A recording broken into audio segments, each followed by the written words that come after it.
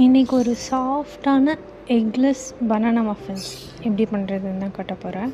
First ஒரு பவுலில் 1 cup மைதா, 1 teaspoon baking powder, 1/2 teaspoon baking soda, அது கூட 2 டேபிள் ஸ்பூன் மில்க் பவுடர் எல்லாத்தையும் நல்லா ஜலிச்சு ஒரு பவுலில் நல்லா மிக்ஸ் பண்ணி எடுத்து தனியாக வச்சுருங்க.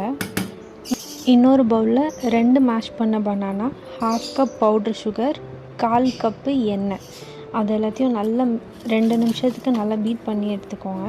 இது கூட 1/2 கப் பாலோட 1 டீஸ்பூன் லெமன் ஜூஸ் மிக்ஸ் பண்ணிவிட்டு அதையும் அந்த பனானா மிக்ஸோடு சேர்த்து நல்லா மிக்ஸ் பண்ணிக்கலாம்.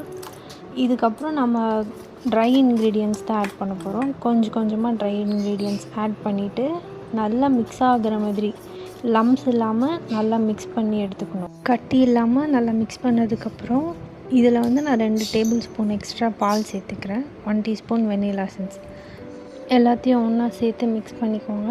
இதுதான் கன்சிஸ்டன்சி, இந்த மாதிரி தான் இருக்கணும் பேட்டர். சாக்லேட் நீங்கள் வேணும்னா ஆட் பண்ணிக்கலாம், இல்லைனாலும் நீங்கள் ஸ்கிப் பண்ணிக்கலாம். இப்போ பேட்டர் கப் கேக் மோல்டில் ஆட் பண்ணிவிட்டு மேலே வேணும்னா சாக்லேட் சிப்ஸ், இல்லைனா நீங்கள் நட்ஸ் கூட வேணுனாலும் ஆட் பண்ணிக்கலாம். இதை 180 டிகிரியில் 10 மினிட்ஸ் ப்ரீஹீட் பண்ண அவனில் 15 to 20 மினிட்ஸ் பேக் பண்ணி எடுத்தோன்னா banana muffins ready. Eggless chocolate sponge cake எப்படி பண்ணுறதுன்னு பார்க்கலாமா?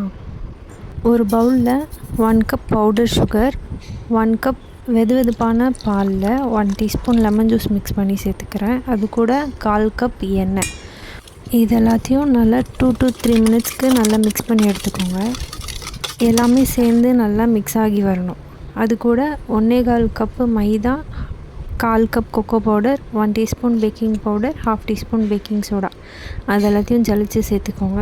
கூடவே 1 டீஸ்பூன் வெனிலா எசன்ஸ் நல்லா மிக்ஸ் பண்ணதுக்கப்புறம் பேக் பண்ணுற டின்னில் ஊற்றிட்டு ப்ரீஹீட் பண்ண அவனில் 180 டிகிரி செல்சியஸ்க்கு 35 to 40 மினிட்ஸ் பேக் பண்ணி எடுத்திங்கன்னா எக்லெஸ் ஸ்பாஞ்ச் கேக் ரெடி.